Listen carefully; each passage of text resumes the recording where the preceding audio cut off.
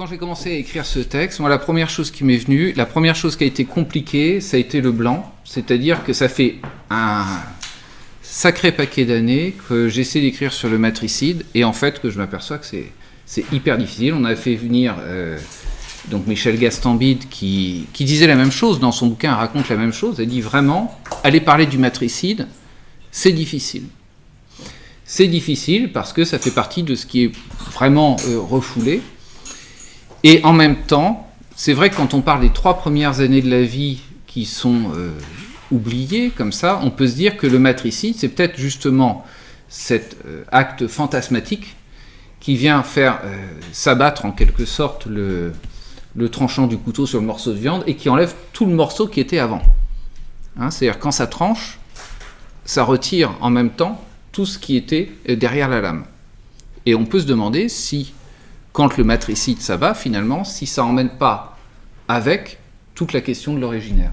Enfin, moi, c'est une question comme ça que je me suis formulée à ce moment-là. C'est-à-dire pour parler de l'amnésie infantile.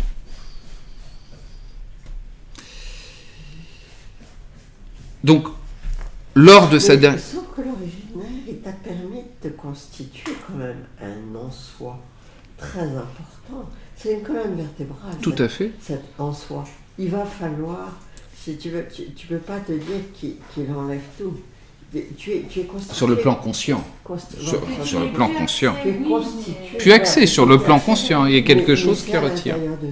Ça reste. Mais non, mais ça reste. Et je pense là, enfin, tu vois, quand tu en parles, de dire que peut-être la question du père aussi, elle vient aider l'enfant. Hein, parce que lui, il a déjà traversé ce truc-là.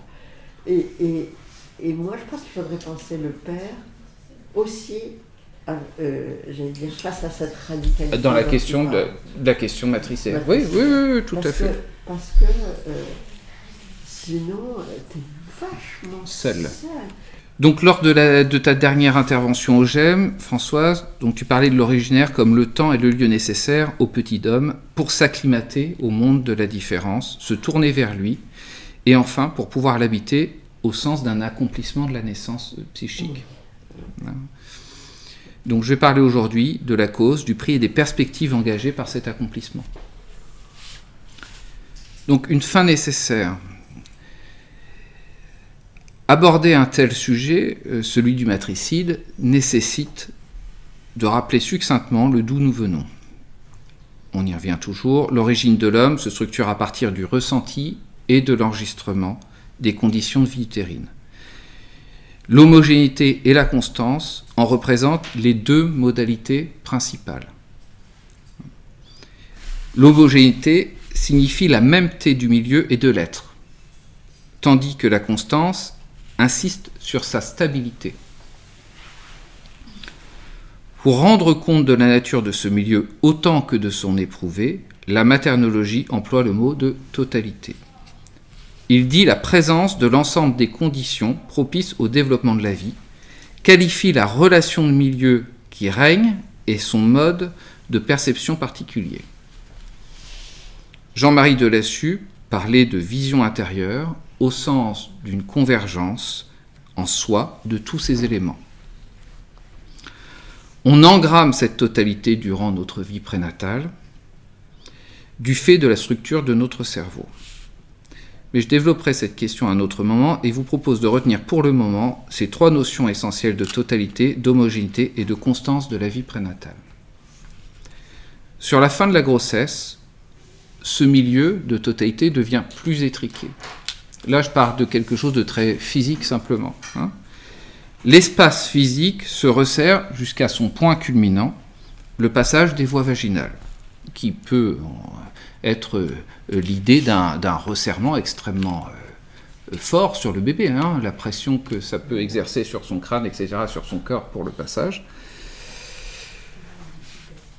D'où le choix du mot latin angustus, qui est le mot qui est l'origine étymologique de l'angoisse, qui signifie étroit, resserré.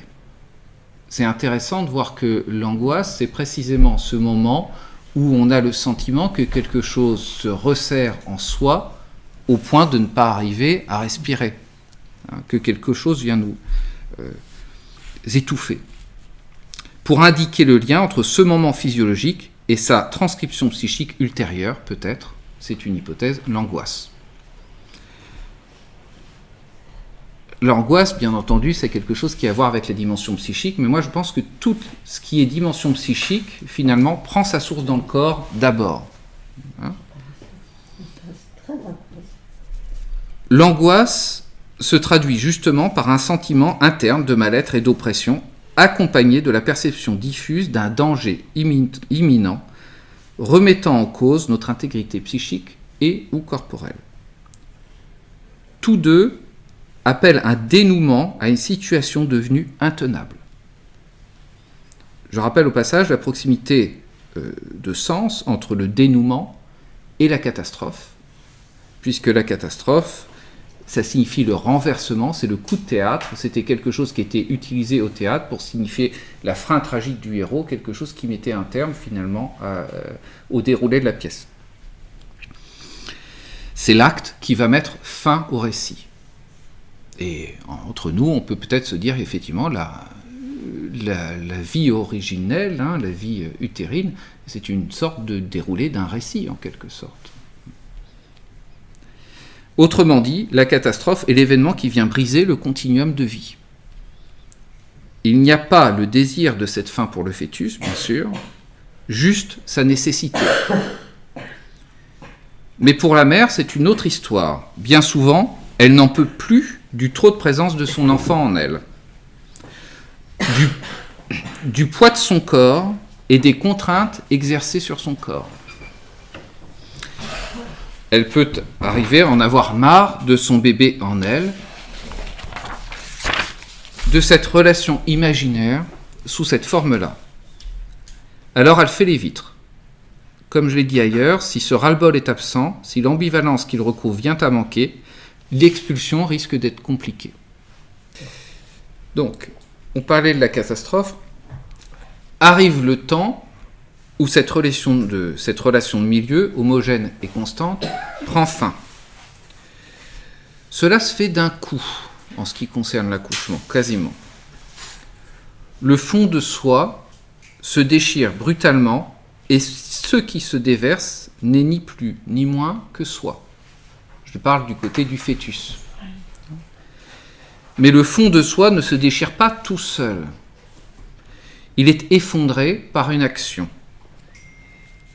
Effondrer, justement, vient de exfonderare, qui veut dire défoncer. Ce n'est pas une action seulement passive. Effondrer, c'est une action active que l'on peut décomposer en 3 temps. Il faut qu'il y ait l'antériorité d'un contenant et de son contenu qui soit stable.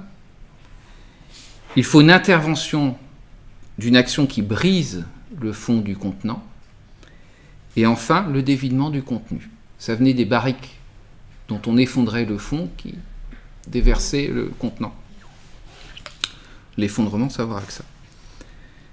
Ces 3 temps forment une séquence qu'il s'agit de reconstituer à chaque fois que nous aurons à accompagner la question de l'effondrement dans notre clinique. Finalement, on ne s'effondre pas tant qu'on est effondré. Pour le fœtus, le contenant se réfère au placenta et au liquide amniotique, tandis que le contenu correspond à l'être.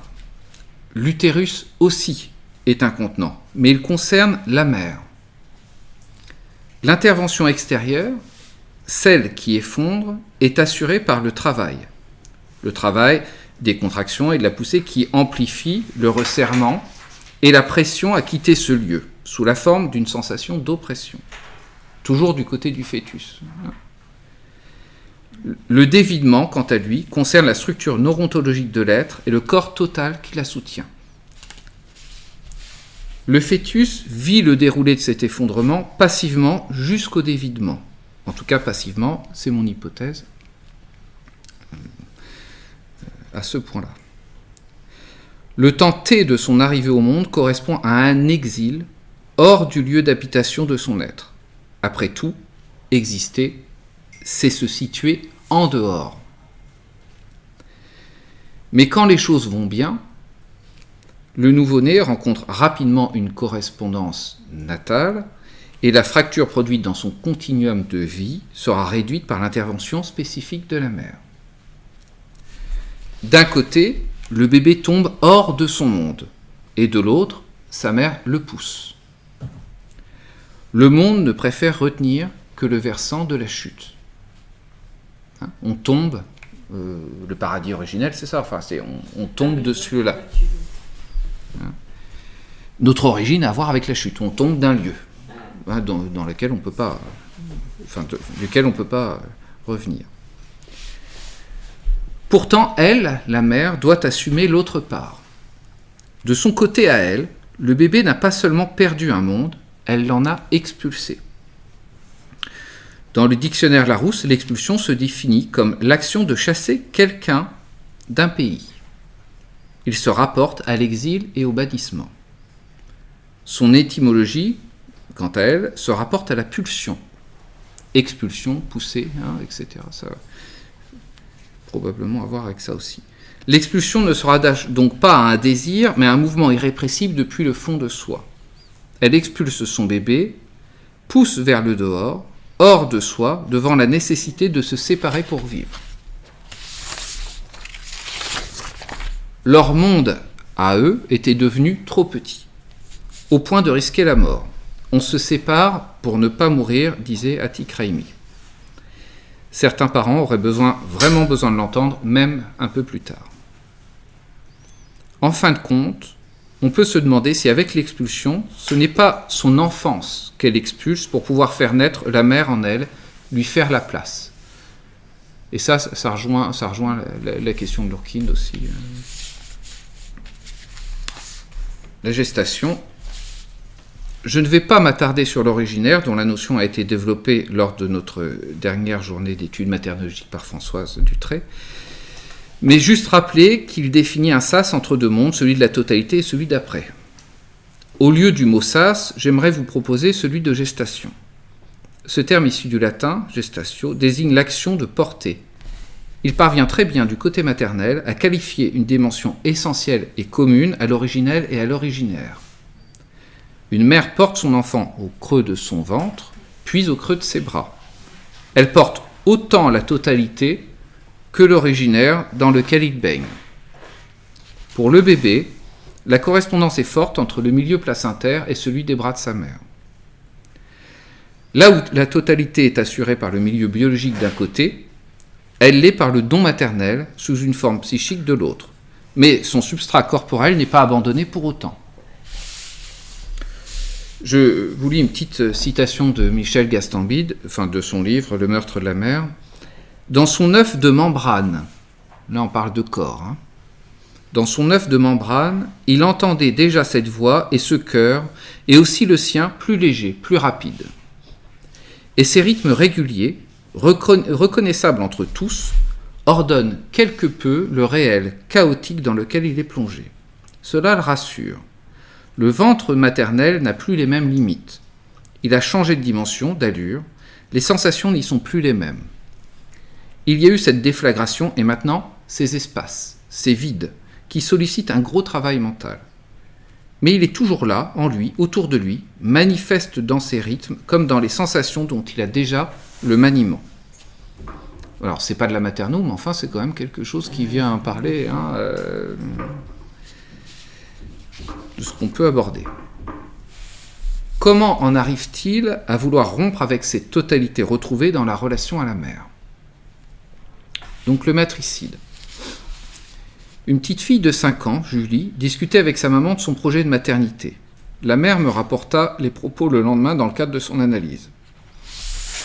Elle dit, cette petite fille de 5 ans, à sa mère, « Est-ce qu'un jour, je serai maman ?»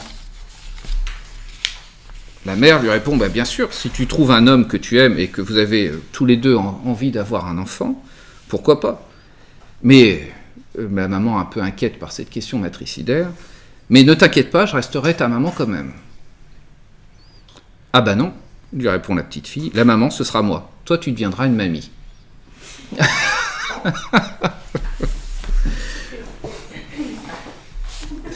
5 ans, Mon analysante travaillait précisément sur ce thème de la relation à sa propre mère et se trouva complètement déconcertée par la réponse de sa fille qui formulait en quelques mots le nœud de son problème et sa solution. Le matricide, ce mot barbare, recouvre le fantasme d'en finir avec sa mère. Plus précisément encore, le fantasme du meurtre de sa mère. Cette découverte constitue un apport majeur du travail de recherche en maternologie et en même temps définit un stade de la petite enfance qui participe à construire la capacité maternelle ultérieure de la petite fille. Ça, faut pas l'oublier. Faut pas oublier que ça a à voir avec la maternogénèse et que ça a à voir avec ce qui fonde la capacité maternelle. Le quatre pattes, puis la marche, ont donné les moyens à l'enfant d'explorer le monde par lui-même. Et ce mouvement, d'aller au-devant de soi, ne peut s'engager sans tourner le dos à sa mère. Il souhaite ardemment sortir du giron, à nouveau pour continuer de vivre. Je dis à nouveau, comme pour l'accouchement. L'accès à son autonomie requiert une autorisation, souvent bardée de réticence, sinon entravée de la part de la mère. De support à son existence, la mère devient obstacle. Tout se passe comme si le rapport à sa naissance s'inversait. Avec l'accouchement, il subissait une perte, la perte de sa totalité, qu'il devait recomposer progressivement dans le rapport à sa mère. Maintenant, les choses se retournent. Il veut expulser psychiquement sa mère, la rejeter afin d'accéder à une existence hors d'elle et accessible par lui-même. Alors là, je vous ramène un petit peu de Loir-et-Cher. Selon Claude Jean Girard, qui était psychiatre notamment à la Chênaie, dans le Loir-et-Cher, enfin c'est les cliniques institutionnelles avec Laborde, Sommery, voilà tout ça. Houry, Jean Houry, rattaché à Lacan aussi, enfin voilà. Claude Jean Girard, psychiatre, appartenant au mouvement de la psychothérapie institutionnelle et fondateur de la clinique de la Chênaie près de Blois, à propos de la curiosité naturelle du petit homme, dit « La curiosité naturelle du petit homme l'incite à partir devant lui, au devant de lui, selon une transgression nécessaire dans le sillon des fantasmes matricidaires. » Je lis un tout petit extrait de ce qu'il peut dire dans l'acte psychanalytique de l'institution psychiatrique. On pourrait dire, pour l'enfant qui vient juste de s'ériger dans sa verticalité, que c'est sa naissance.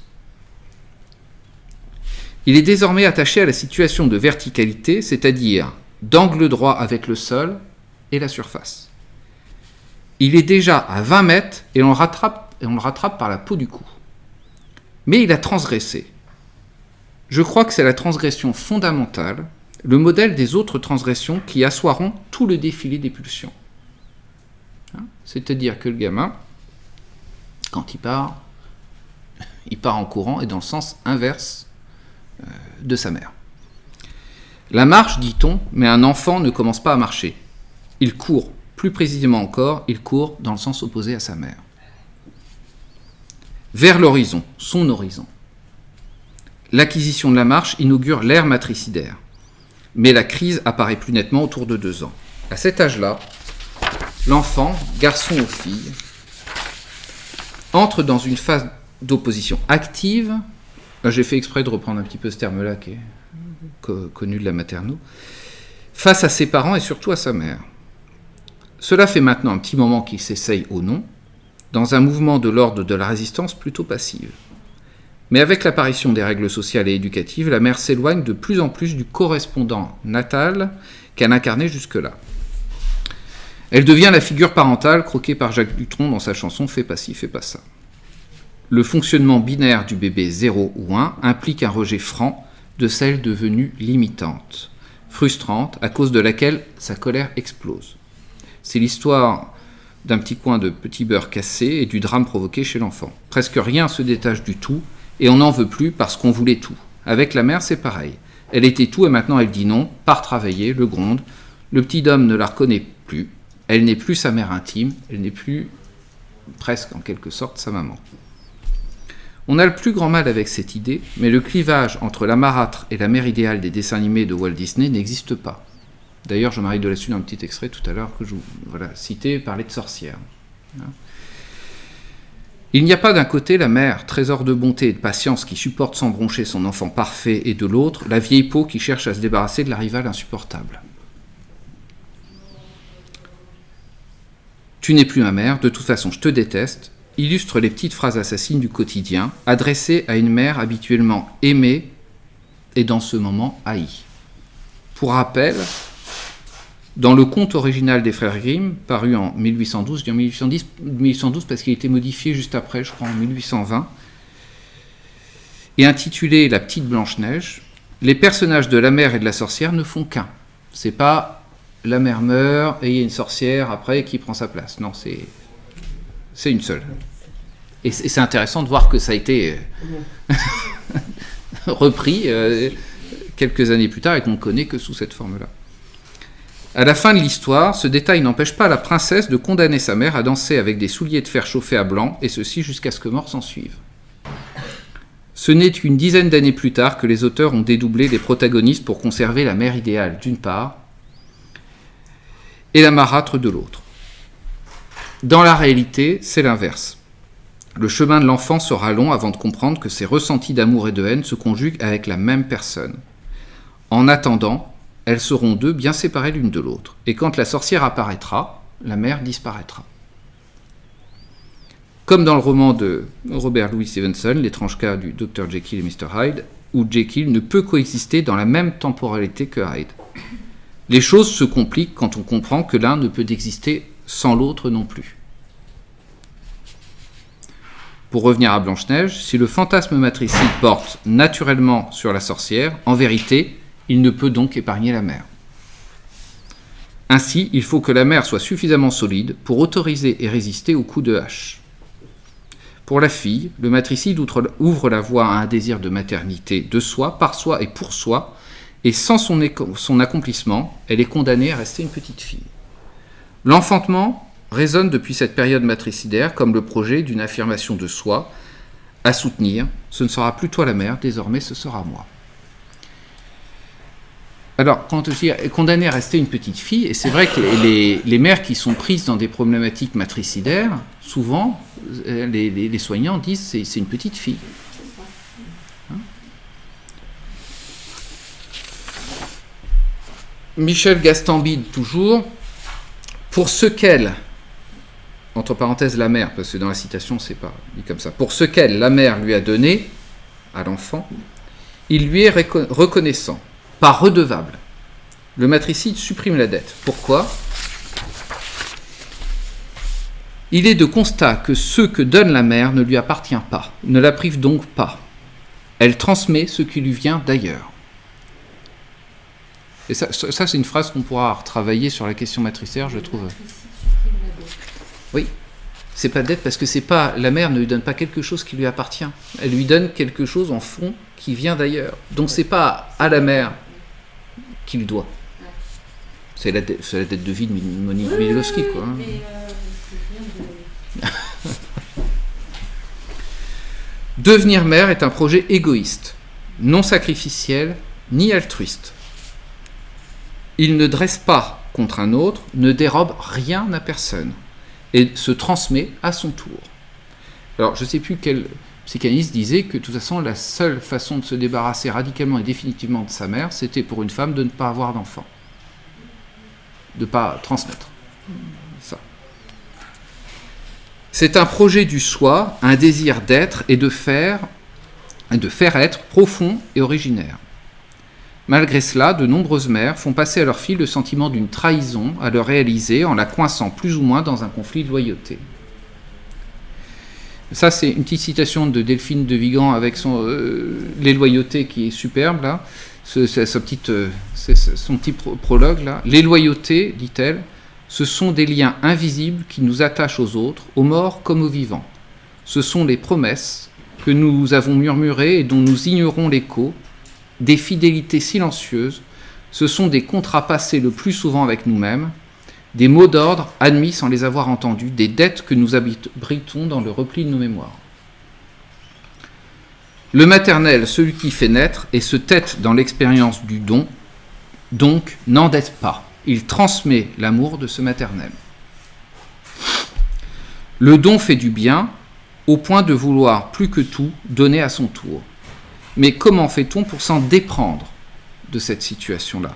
La position d'emprise est probablement le risque principal de toute mère, et la suggestion, celui de tout bébé. L'emprise concerne l'usage et l'abus d'une position dominante, tandis que la suggestion parle de la situation d'une personne astreinte à une nécessité. Les deux forment un couple terrible, mais surtout pour l'enfant, il y risque sa naissance. Je vous parlais d'un cas clinique, donc maintenant le reste de l'entretien va être sur un cas clinique qu'on a eu accompagné, ça fait une dizaine d'années à Aureliance, dans le cadre de la maternité et d'une maman qui est revenue nous voir avec le papa. Donc, voilà. Donc, Adeline est mariée depuis 2 ans. Elle aborde sereinement la trentaine avec son mari Jonathan. Tous deux ont une situation professionnelle stable et un niveau de vie confortable. Aucun antécédent de troubles psychiatriques ne jalonne leur vie. Jérémy est leur premier bébé après une fausse couche mal vécue l'année précédente. Adeline accouche par césarienne à un terme de 36+5 pour un positionnement en siège de son bébé et une cholestase gravidique. Donc, sans séparation d'avec sa maman, Jérémy est hospitalisé pendant 7 jours en néonatologie au sein de l'unité Kangourou du fait de sa prématurité modérée. L'équipe note que cette maman évite les soins de son bébé, le prend peu dans les bras, s'inquiète et pleure dès qu'il sursaute ou bouge. Elle préfère confier le moment du biberon à son mari et ne vient pas au bain sans lui. Son visage paraît figé, son regard vide et ses gestes sont lents. Adeline s'exprime peu et ne se confie pas à l'équipe, elle est fermée. Ses échanges avec les différents professionnels se limitent à poser des questions empreintes d'inquiétude. Toujours les mêmes, sans parvenir à se rassurer. Jérémy est peu tonique, même pour un prématuré. Il dort en permanence et ne réclame pas les tétés. Un relais avec la PMI est mis en place pour assurer le maintien d'une présence auprès de la maman. Mais sans plus. À la sortie du séjour, les coordonnées du service et les miennes lui sont remises. Maintenir le lien de confiance tissé durant le séjour est essentiel à la disposition d'accueil maternologique. Les mères doivent sortir avec la conviction de pouvoir nous joindre à tout moment. Le soignant se doit d'être dérangeable. Adeline revient quelques jours plus tard pour contrôler le poids de son bébé. Au cours de la visite, elle confie à l'auxiliaire de puériculture ne pas se sentir maman. La professionnelle l'écoute de toute son attention, sans l'interrompre, elle est familière de ce genre de propos. Hors de question de banaliser avec une phrase inconsistante telle que « c'est normal, ça va passer », révélatrice au mieux d'une incompétence, au pire d'un désintérêt. La jeune maman s'en remet donc à son interlocutrice et à l'accueil réservé à ses propos. Elle s'expose donc au risque de rejet et d'abandon, pour signifier l'importance de ce qu'elle nous donne à entendre et à recevoir, des risques qu'elle prend à pouvoir dire tout ça, dont il faut être conscient. Seule et perdue sur le chemin du devenir mère, lui répondre, c'est avant tout l'accueillir depuis une connaissance intime des lieux et non un savoir général. Il faut que le maternologue sache quasiment, et fait l'expérience, c'était l'idée aussi avec les séminaires, etc., qu'il ait l'idée à l'intérieur de lui de ce que c'est la difficulté maternelle en dehors d'une théorie, en dehors d'une représentation comme ça générale. La ruelle sans issue ne l'est pas. C'est une illusion ou une peur à dépasser pour pouvoir accéder à sa maternité. C'est-à-dire ça aussi, il faut en être conscient, c'est-à-dire que quand on est dans le cadre d'une difficulté maternelle, pas dans le cadre d'une affection psychiatrique, il n'y a aucune raison qu'elle ne puisse pas devenir la maman de ce bébé. Et ça, c'est vraiment quelque chose pour moi qui est important dans l'accompagnement maternologique. En l'absence de troubles psychiatriques qui ne relèvent pas de son accompagnement, le maternologue, ici l'auxiliaire de puériculture, possède une foi inébranlable en la capacité maternelle. Je fais un aparté ici pour rappeler que, confisqué par la religion, le mot foi évoque étymologiquement une confiance sans faille en quelqu'un ou quelque chose. La noblesse du sens qu'il recouvre se dissout dans l'émancipation laïque et les comptes à régler aux dépens de l'humain et de ses rêves. Pour ma part, la foi fait toute la différence et la qualité première du maternologue si on lui enlève son caractère religieux. Il faut avoir foi en la mère. À notre première rencontre, nous la recevons avec son mari. C'est le mari d'ailleurs qui a pris contact avec nous et leur bébé. Delphine, une puéricultrice rompue à l'exercice, accueille la petite famille avec moi dans un salon à l'entrée de la maternité. Dans cette pièce se trouvent quelques sièges et un fauteuil d'allaitement pour installer confortablement les mamans. Pas de bureau derrière lequel se réfugier, nous préférons être 2 afin de croiser nos regards, un soignant et un psy. Jérémy a été accouché il y a environ 3 semaines. C'est un bébé inquiétant, pâle, hypotonique, qui maintient ses yeux clos et plisse le front en permanence. Lors du biberon, les traits de l'hospitalisme, si ce n'est du marasme infantile, apparaissent déjà. Cela correspond à un épuisement de la pulsion de vie. Cette notion a été introduite par Spitz en 1946. Jean-Marie Delassus et son équipe l'ont reprise pour constituer une des 7 maladies de la naissance repérées par la maternologie. Le bébé, dans ce cas, semble triste et refuse de manger peu de temps après la naissance. Sa tête est lourde, le corps tassé et son visage peut aller jusqu'à prendre l'aspect de celui d'un petit vieux. Adeline souligne l'émergence récente d'un désir d'enfant plus que d'un désir de maternité.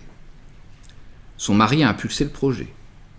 Il en a parlé le premier, reconnaissant et autorisant la possibilité maternelle de sa femme, c'est comme ça qu'elle le signifie, elle s'est mise à y croire à partir de lui.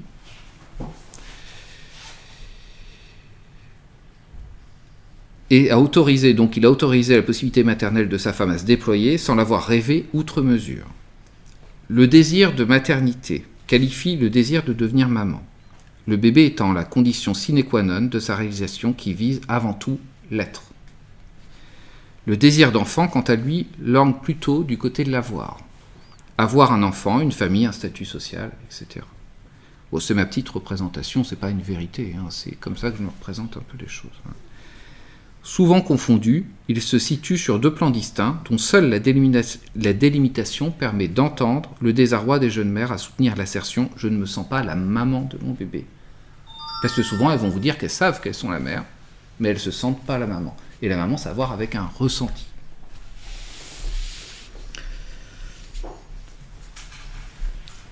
Elle souligne un vécu très passif de son accouchement et le relie au moment de l'évacuation de sa fausse couche 1 an auparavant. Quand sa première gestation lui échappait en même temps que son rêve de devenir maman, là aussi dominait le sentiment qu'on lui enlevait son bébé. 2 mois plus tard, elle tombait enceinte de Jérémy. Dans ce genre de situation, les angoisses de perte sont fréquentes, surtout avant le terme de la précédente fausse couche, et parfois jusqu'à l'accouchement. Fausse couche est une dénomination très laide pour exprimer la survenue d'un accouchement si prématuré qu'il ne peut aboutir à donner la vie. Ça n'enlève pas la question de l'accouchement pour autant. Ce n'est pas rien. Les femmes le vivent fréquemment comme un dysfonctionnement précoce de leur corps de mère, et donc de leur potentialité maternelle. Elles ne sont pas capables, dans ce cas-là, de fabriquer des enfants. Il s'avère inutile d'accuser l'embryon, elles l'ont fabriqué, alors s'il n'est pas viable, c'est de leur faute. L'impact est d'autant plus important à leur première gestation, en tout cas c'est comme ça qu'elles le vivent. Dans les premières années de son enfance, Adeline avait un grand frère de 7 ans, son aîné, qui était issu d'une première union du père. Il venait à la maison, au rythme des enfants de divorcés de l'époque, une fois tous les 15 jours, et représentait beaucoup pour sa sœur, fille unique le reste du temps. Elle devenait sœur de quelqu'un quand lui arrivait le week-end, en quelque sorte. Il était là dans sa vie, même quand il n'était pas là. Vers le début de l'école primaire, une brouille entre les parents de son demi-frère, dont elle ne sait pas grand-chose, hormis un lien avec le jugement de divorce. Il y a eu une embrouille, mais elle ne sait pas ce que c'est exactement, que ça avait à voir avec le jugement de divorce, mit fin aux visites de son frère, qui l'a confrontée à un sentiment d'abandon violent. Tout à coup, elle se retrouvait toute seule avec ses parents. Tous les deux ont renoué depuis, mais le sujet de la rupture reste tabou, sur le même registre de l'abandon et des pertes indépassables. Adeline relate la naissance et la mort d'une grande sœur Catherine. Elle me dit « Je les déçois dans mes choix. Ce que je suis devenu, ce n'est peut-être pas ce qu'ils attendaient. Après, ils ne m'ont jamais freiné. Je sais que mon père aurait voulu une profession comme ça, il n'a pas pu parce que son père n'a pas voulu. Dans les études, il me disait « Tu me déçois. Mon mariage, c'était pareil. C'est vrai que la dernière fois, je n'en ai pas parlé, mais à un moment, ils ont eu un bébé qu'ils ont perdu.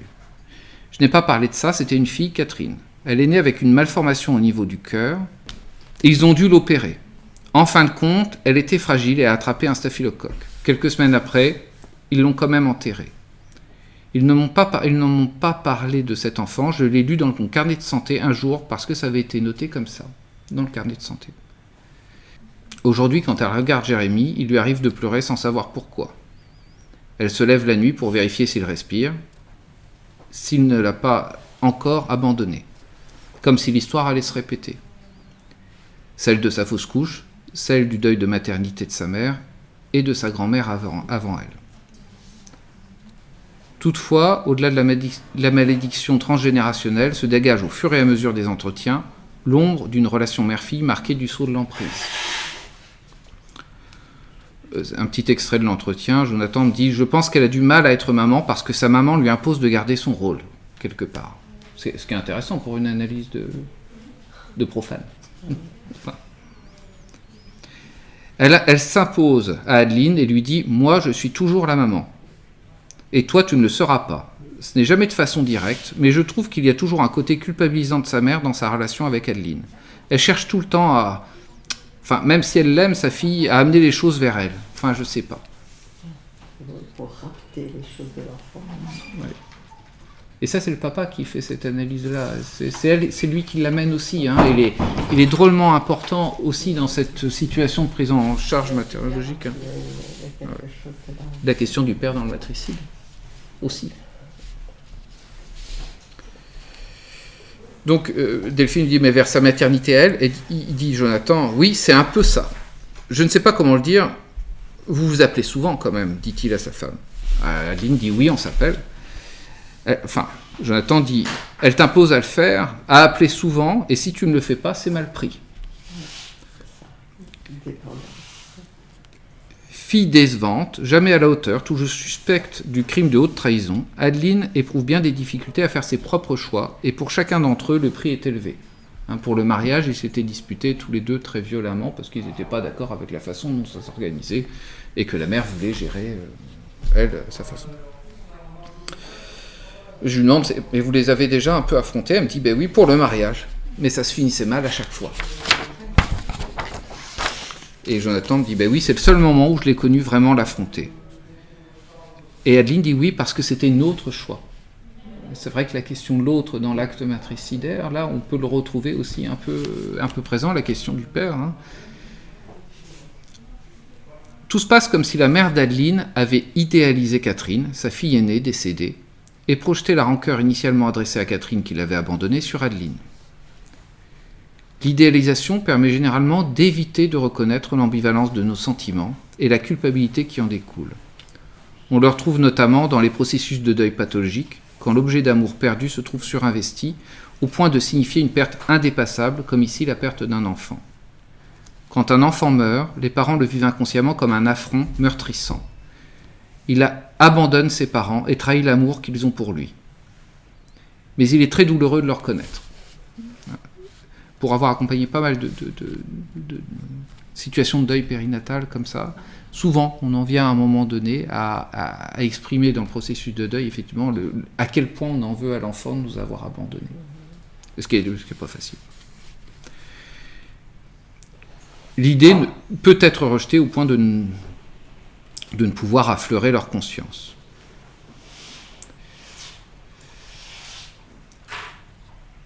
Adeline ne peut jouir de rien. Elle est prise dans une obligation de loyauté à l'égard de sa mère en peine, sans jamais parvenir à réparer l'offense, perpétuellement décevante et confrontée au risque de l'abandon. L'état de la maman et du bébé se dégrade pendant les 3 premières séances. Elle s'effondre en proie à une tristesse permanente, des crises d'angoisse et une fatigue psychique importante. Jérémy n'a aucun accès à sa naissance psychique. Nous sommes inquiets. Les signes de marasme s'accroissent, il est pâle, dort sans arrêt, ou presque, et quand ses yeux s'en trouvent, un regard absent et triste se dévoile. Nous proposerons une réhospitalisation mère-enfant en maternité pour contenance psychique et suivi pédiatrique, mais le papa refuse. Nous convenons de renforcer notre présence en la rencontrant 2 fois par semaine et nous l'adressons à son médecin traitant dans le but de penser à une aide médicamenteuse pour soulager la souffrance. Les choses basculent peu de temps après, autour de la 5e séance. Nous travaillons avec Adeline sur l'opportunité d'inviter sa mère à une consultation afin de parler ensemble des trous majeurs qui jalonnent son histoire. Penser cette rencontre ou tout autre moyen de s'adresser à elle pour aborder ces sujets la tétanise. C'est-à-dire que quand on lui parle un peu de la possibilité d'amener, que sa mère vienne, c'est refusé très très vivement, c'est impossible pour elle. Alors, on essaie de dire, mais c'est peut-être quelque chose qu'on peut travailler ensemble, peut-être est-ce que vous pourriez écrire un peu ce que vous lui reprochez, qu'on puisse en parler. Mais ça, c'est pareil, elle en est tout à fait incapable. Pas lui adresser, juste l'écrire. Elle en est tout à fait incapable. Prenant son courage à deux mains, elle ose tout de même lui confier sa difficulté et le travail thérapeutique dans lequel elle s'est engagée. Mais en vain. Ça ne sert à rien, tu n'as pas besoin de ça, font office de réponse. Cependant, lors de cette séance, elle apparaît souriante et dynamique, s'installant pour donner le biberon avant de débuter l'entretien. Selon ses dires, la dernière entrevue et son après-coup furent difficiles à vivre, surtout le lendemain. Puis elle s'est sentie mieux sans identifier la cause. Elle a également reçu un appel de sa mère pour lui faire part de son visionnage d'une émission télévisée sur les difficultés maternelles. Cette émission lui a permis d'entendre, à la grand-mère, la souffrance d'Adeline à ne pouvoir aller vers son bébé. La grand-mère s'est alors reconnue elle-même dans cette difficulté et a pu dire à sa fille « C'est ce que j'ai vécu au décès de ta sœur, j'aurais dû me faire aider. C'est peut-être pour ça que tu es comme ça avec Jérémy. » Retournement de situation. Le dialogue de mère à mère a pu se rétablir jusqu'à permettre à Adeline de convier sa mère à nous rencontrer. La grand-mère s'est également ouverte sur le décès de son aîné. Jérémy ouvre les yeux et mobilise les membres supérieurs. Le temps de l'allaitement lui permet une phase d'absorption et un échange de regards avec sa maman. Adeline est calme, souriante, même si son holding, sa façon de porter son enfant, demeure assez rigide. Les séances suivantes ont confirmé ce mouvement d'aller vers le mieux. Adeline a pris la place de maman et son enfant a enfin pu naître à sa vie psychique. Elle présente un visage animé, un regard expressif, rit et occupe très activement la conversation. Jérémy a des traits détendus, il grossit bien avec une vraie qualité de présence. La maman s'appropriant sa maternité, le papa qui avait pris le relais de la maternité a pu se trouver un peu démuni par ce changement-là, mais a très vite retrouvé sa place. Et c'est comme ça que s'est terminé nos entretiens. Ça a duré une dizaine de séances comme ça, où la maman a pu venir pour travailler ça, ce qui n'était pas du tout gagné au départ, sur cette question du matricide que je voulais comme ça illustrer par cet exemple-là. Voilà. J'ai fini.